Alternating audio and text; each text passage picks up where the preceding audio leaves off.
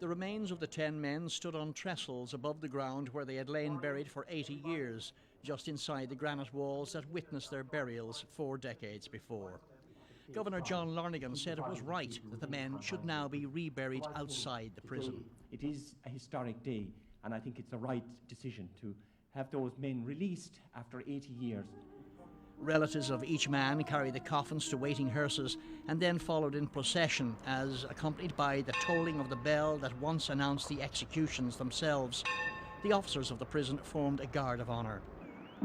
In the city centre, members of the FCA lined O'Connell Street as the Army No. 1 band led contingents of the Army, Air Corps and Naval Service to the GPO, where, watched by thousands of people, an honour guard of Army cadets presented arms and a lone piper played a lament.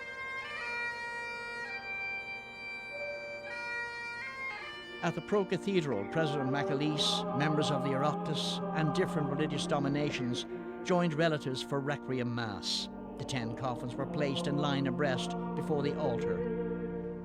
In this mass we commend our souls to God, and we commit their bodily remains to consecrated earth, in which they will await the resurrection.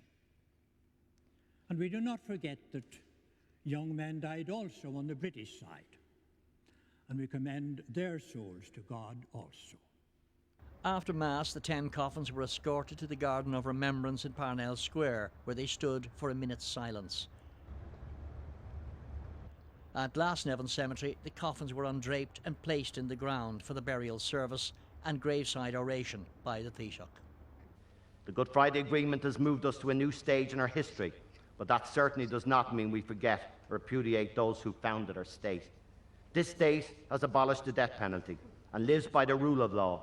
There is neither need nor excuse for the extrajudicial use of force by anyone today. The same is true of Northern Ireland and beyond dispute since the Good Friday Agreement.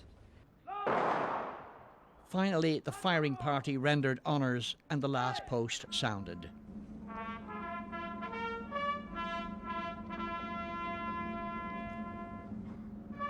Colm Connolly, RTE News.